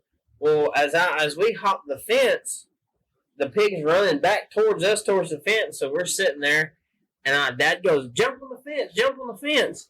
Well, I jump on the fence, and the only post broke in this whole pasture. I hit the fence, and I'm just rocking back and forth like this, hanging on. Well, I'm scared to death because I said, if I let go and fall, he's going to eat me up. Well, this pig runs, blows out the dog, spins around, hits the fence. When he hits the fence, he knocks the fence up and runs. And when he runs, he backs up right to the truck, or right to Dad's little red Explorer, and just backs up, and we catch him. But I was so scared. I mean, I'm not scared of a pig, but being that little on top of a fence, I'm talking about scared of pig. I'm talking about scared to death. But we've had so many of them that we've had some good times hunting like that. And I wish we could do it more here like that. But it's so big here. On the subdivision part. Yeah. I will partake in this storytelling. I will not say any names because this guy's still alive and lives in the subdivision. Actually, several of them do. It started out down South Alabama. Get nervous telling a story. It involved a bunch of stuff we were supposed to be doing. We go down there, ride down the road, interstate, booking. Hey, did you see that boar hog? Was that a boar? Yeah. Turn around. It's 2 o'clock in the morning. Pull up, it's like, Jesus Christ, that's a stud. Well, you got 2059. Everybody's heard of that interstate. And the median right there with all those pine trees right there before you get to the Utah exit. So we kick out the bulldog. And we catch him right there. And it's a rodeo. People's riding by honking. It's funny. We get him in the truck. We keep on and we go around to Gainesville. We go down through there, ride a couple roads, catch a couple pigs. So we're going to come on in and call it a night. Well, this guy lives in a nice subdivision right there in Northport on 43. So I was like, well, we're going to do these pigs. He's like, we'll do something with them in the morning. He's like, I'll tell you what. He said, I got them puppies. We'll mess with them some. He said, I'll take them to Sal's right there. Chain link fence in the backyard. We pull up. One of them's going to kick the mule tape loose. And there it goes. Hobbling around, so we're laughing. It's fun. You know, it's like, look at this. Well, at that time, the other ones got loose. Now the dogs are loose. Now we're trying to catch these hogs. They're not little. I mean, they're 150 plus. We're trying to catch these hogs 3:30 in the morning, 4 o'clock in the morning, now that we're back home. In the guy's yard? In a subdivision of hundreds of people. Lights are coming on. Bulldogs come around the corner. Smash the hog. We got the first one. Scream like, oh shit. We're going to jail. Like, it's going to be bad. You know, it's like, so we're going to leave that at that. Okay, I don't know what happened after that. It's over. Another incident. Remember the training in the carport with Nick? I wasn't there for that, but I came the next weekend. Yeah. All right, we had a little pig that was playing with a bulldog in the garage. All hell broke loose, and the dogs had it up against the garage door going into the house, just baying and trying to catch these pups. Well, the door comes open, then some bitches go in the house. So now you got a 50-pound show running through a house on hardwood floors with all these little bulldog pups running around. Dude, you talking about a fiasco. Yes. That's the kind of stuff I had to deal with. It's funny. Like I said, you can do. And you know, the thing about it was, man, we would do these hunts, and when you'd show up, you never even knew who was going to be there. It was always going to be somebody new. We would pull up, and we had a spot we would meet. There's going to be 6 or 7 of us, and y'all bring whatever dogs. Well, you get there, you're like, man, this place is full. No, that's just the people going hunting with. We've literally had 70 people at one time. That's the most that I can recall. And I'm like, there ain't no way. Like, it was a line of vehicles. Just a line. I'm like, what is going on? Well, what happened was, you had one guy that invited his buddy. Hey, can I bring my cousin? Yeah. Well, his cousin brought their other 12 cousins. And then they called 2 of their friends, and they brought all their damn cousins. It was insane. That's crazy. And we had a good time. We had a good time, but there was no bunch of arguing and bickering and fighting. No, now you might talk to them later and be like, hey, don't do all that shit. Yeah. That many people, But like, there was always 10 or 12 or there was 15 an argument, it was a fist fight. Yeah. If it was any kind of argument, it was a fist fight. It was just like, and honestly, nobody ever really knew it happened. It was like, you just went over there, they beat the shit out of each other. Come back over there and they're straightening their yeah, knocking the dirt and dust off. I mean, that's the guys that I started with. And I look on a lot of this stuff today, and it's like, man, y'all are just, you're ruining it. Yeah. A lot of them are ruining. Like you said, like in Hawaii, there's a big population of hogs, and everybody there has the same motive in mind. You want to cut them, you want to make them better. This is a food source. This is all this. Everybody working together. If you catch a hog, and there's another guy over here, and he catches a hog, good.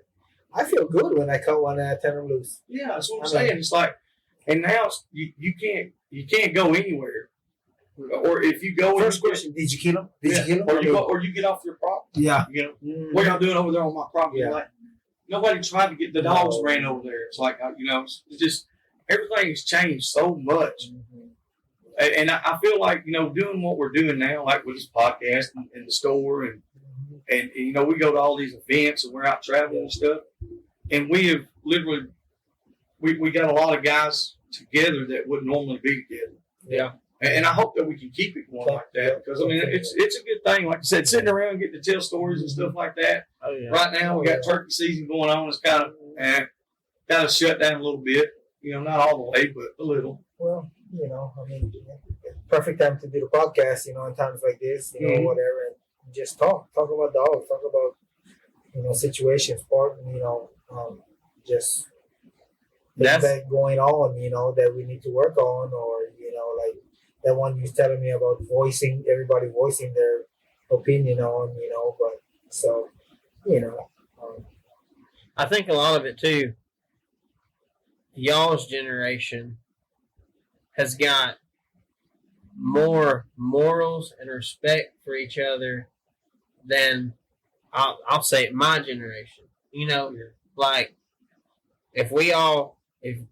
when y'all was young, and I'm not saying all the time, but most of the time, if you take somebody hunting somewhere, the right thing to do is not hunt on that place. Yeah. If they're not there correctly, but unless you call them or they call you, right, and stuff like that, And I think a lot, and even with me growing up, and stuff like that, and having to deal, I've heard of I've been the one that, was hunting spots that nobody else wanted to hunt. Mm-hmm. But I was kind of stepping on people's feet when I was young and didn't care. I was catching hogs. It didn't matter, But then whenever it flips to you're the one that's got, the land, and then people are coming, and but like in y'all's generation, there's so much more respect to where, like my generation, a lot of times, in my opinion, young punks and just like, I don't care what they think, I'm going to go catch a pig. When I feel like if there's more, if it's more of a everybody coming together and hunting, exactly, it's going to be a lot better. But also, too, it's so cutthroat with hog land. It's so hard to get because of people doing stuff not supposed to. So I understand where people are, reluctant to take people to your spots, and that's what's really hard, and that's like Hawaii. Hawaii doesn't really have that. Like, yeah, there's spots that you've got that you don't want people coming, but like a lot of there's public land people hunt that you can go hunt, and it's not, we don't want you over here and this and that. It's not, there is that, but it's not near as bad as like here. It can get rough here. Yeah, it can get and you want to be helpful. You want to be nice and let anybody come with you. But at the same time, you got to watch your back. You got to watch it, because just because that guy came out and done a good hunt with you and everything went good, he could just be waiting, buying his time and be like, well, when he leaves, I can go back over here. I'll spotlight a deer while I'm here, or shoot a turkey out of season, or hey, I don't have a key. I'll knock the gate, or what, all that kind of shit can happen. But at the same time, a lot of it goes into how you approach it.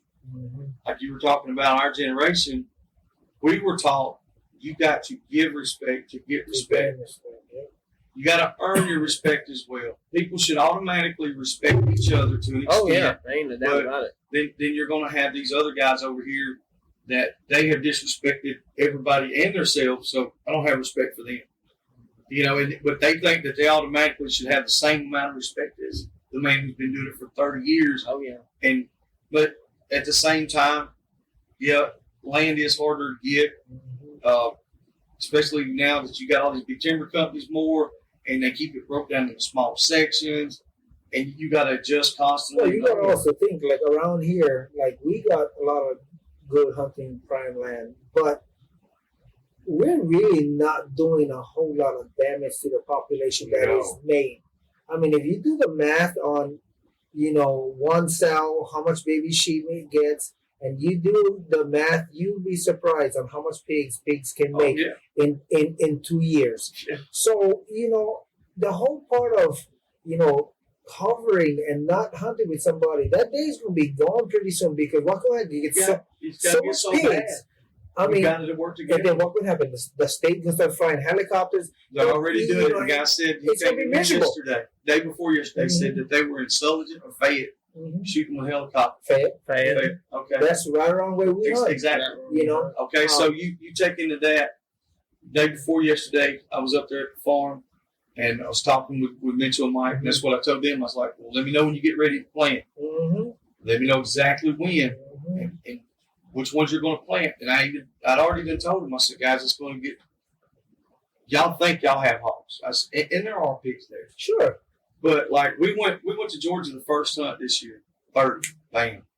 We went down south, 20, bam. I'm talking about Yeah, but see, you And guys then up got here- probably got big tracks down there. well, no, like these are like a 2,000 acres. Oh, okay. We that spot down there in Forkland, we never left 200 acres. We got 20. I mean, it's like just you're stepping over them. I was like, there's a lot of people. This is a population. It's going to be like that soon. Oh, yeah. It'll be Exactly, worse. because it's getting worse and worse. So you got some of these places like back there on Triple Creek stuff. They don't want a lot of people running dogs. They don't want to do this. Don't want to do that. So guess what? When we're running them, those pigs get pressure. They're going to go over there and they're going to stay and they're going to breed Multiply there. and multiply. And then it's going to get so bad where they got to Well, get you somebody see coming where in. Triple Creek is? There's the river in the back. Mm-hmm. The guys on the other side, they don't. There's no whole dog guy there. Exactly. I mean, so you You got got all that. 15,000 acres that Nobody really does it. no Exactly. big time hunters. I mean, yeah, they trap it. They can trap all they want. I promise you, they're not going to damage it. Nope. I mean, they can tell me, "Oh, I caught 60 pigs in It 2 don't matter. weeks." I don't care. You do the math on how much acreage around there. I went up there first part of last year. It blew my mind. Like I was like, I know we got quite a few pigs, and I've seen some groups that were 20 plus. I was like, we put up on the field, just got a thermal. I set it out, looked out the window. I said, oh my God, this can't be right. So I get it back and I look. I tell the other boys with me, my nephew, my other sons, I said, look at this. Start count. I made it to 72 before they all ran, and that was just half the field. That's Right crazy. there in the open. Right, I mean, That's right there crazy. beside the highway, less than 200 yards from the highway, from 13. I made it to number 72, and I was like, "Oh my gosh, we're fucked." I mean, it's already too late. And that's been 2 years, going on 2 years now. So it's like, so now you So take out those of- 70, Out of the 70, you go in half.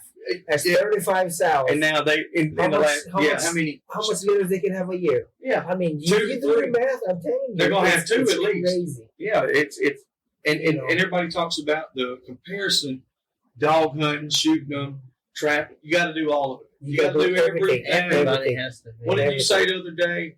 Who went to that seminar? One of our buddies, Quentin, he had went to it was the biannual agricultural research convention or something. Biannual Agricultural Research Convention. And Tech was in Texas. Yes, it was in In Texas. Texas. And this was a study conducted in East Texas, Louisiana, and Arkansas about East Texas, landowner satisfaction of hog removal services. And I believe the Dog hunting was number one. number It one. was either 44 or 47%.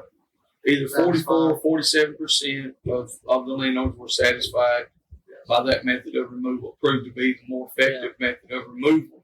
I'm trying to get I just texted him. Yeah, that's what he's for y'all that can't really hear what's going on over there with Nate. He's trying to find out what all get all the schematics on it. So because I thought that was pretty interesting because everybody's always like, well, the trap. Yes, there's times where trapping is the most effective thing to get one sounder off of a property. Yes. Oh yeah. But now when it has multiple sounders and you've got all these hogs running in and out, then you're going to create trap shop pigs. You're going to educate them, especially and that's one thing I do have to give my hats off to on that pig breed. Like, they don't really get shy of it. So I think it's because it's a net. They're so used to rooting and walking through vines and stuff. But there's no bunch of metal components. But anything that has all the metal components and all that clinking and clanging and noise, just like we were talking about earlier, where the dog is barking more. There's guys that catch hogs with wide open hounds all the time. Oh yeah. They do it all the time. They got speed. They can get there. And they got enough bottom. It might take longer, And then it also depends on the area you're in, whether those hogs even know what it is or not. But once they get wise to it, it changes everything. Oh, ain't no doubt I about mean, it. even those that drop traps. I mean, Yeah. I got guys out there on River Road that, I mean, that's what they do. And they say, man, we got cameras up, we got the traps, the pigs come out. They smart. They know. After a couple They, times, they, it's like, they're that's it. educated, Yeah. you know, and I mean, and that's fine, you know, but me, I do my research.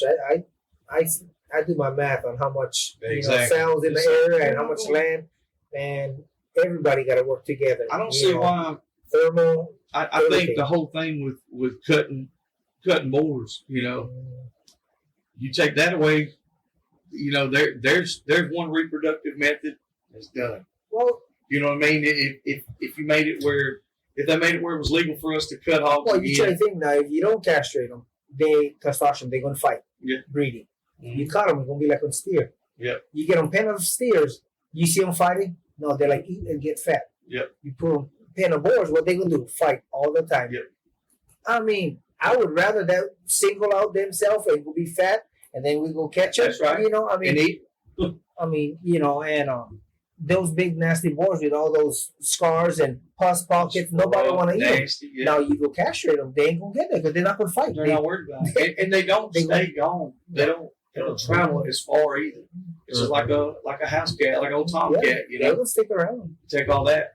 But like we were talking about a while ago, with everybody trying to work together, and that's what I was saying a while ago with the farm up here. I was like, let me know, and if you're going to plant several spots, then I'm going to call you guys, I mean, and ride in 2 or 3 other guys. And be like, okay, hey, if y'all ain't doing nothing tonight, y'all come up here.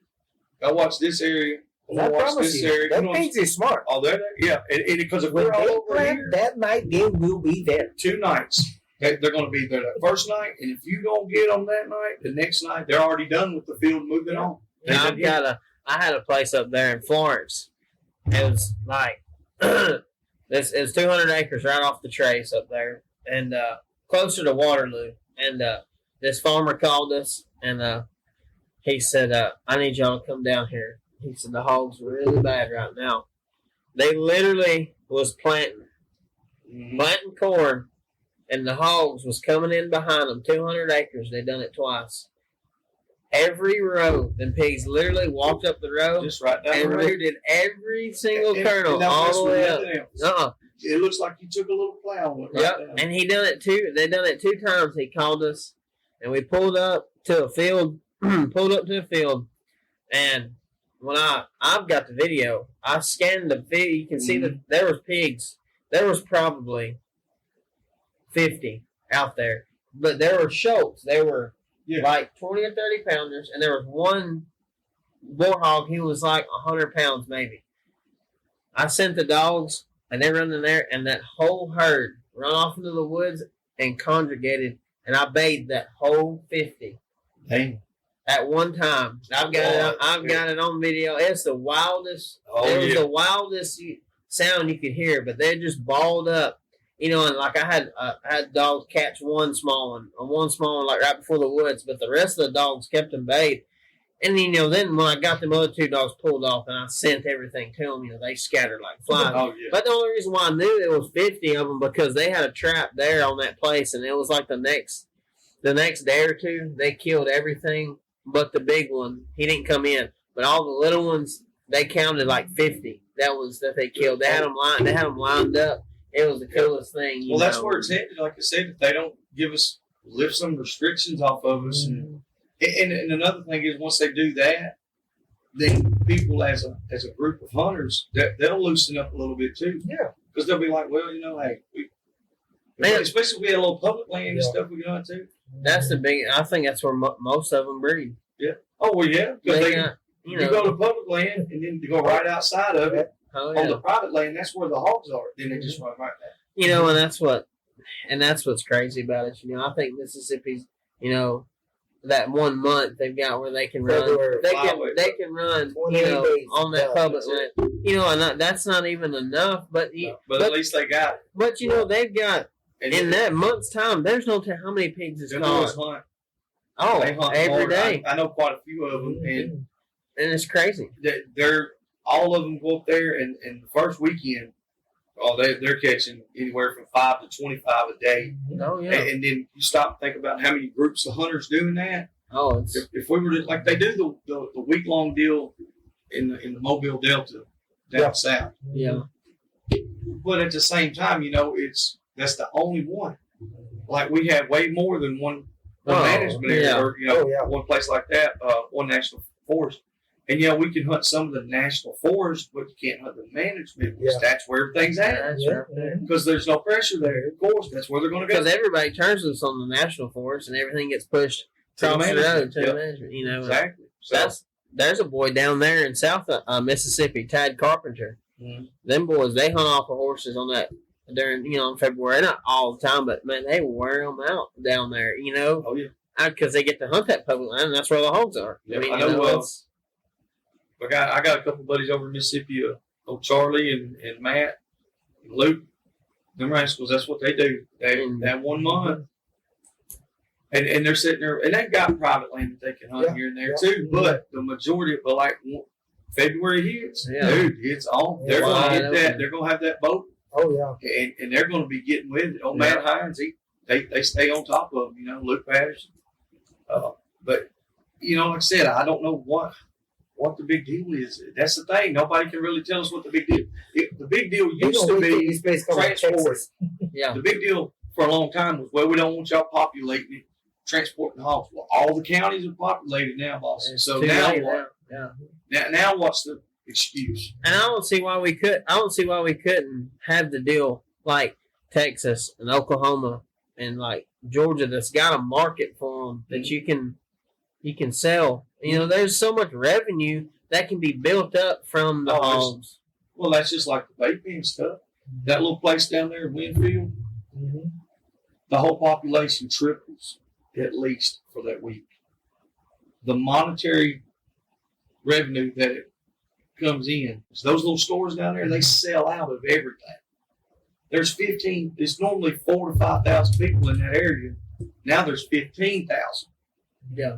And so them little Dollar Generals down there are just getting wiped out. All the beer stores, it's money hand over fist. Oh yeah. And it's all because of hogs, because you can do it there. Same thing in some of the other places. There's another one in Downs.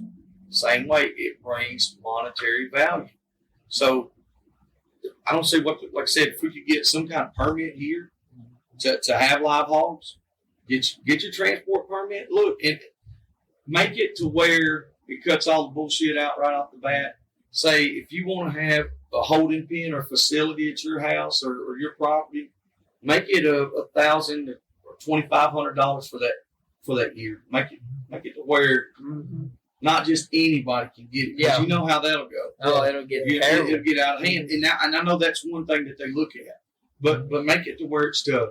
And if you get on your transport permits, make it to where they're expensive. I don't think you should have to get a transport permit for every pig myself, because that's the way you have to do in these other states. Just get on yearly. Yeah, just get a yearly one and say, okay, to have your transport permit, it's $500. Exactly.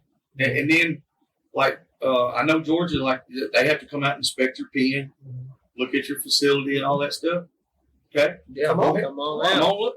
I don't mind, because honestly, I'm not going to be doing it out anyway. I don't want them to get out. I want to keep them. So I can build them right.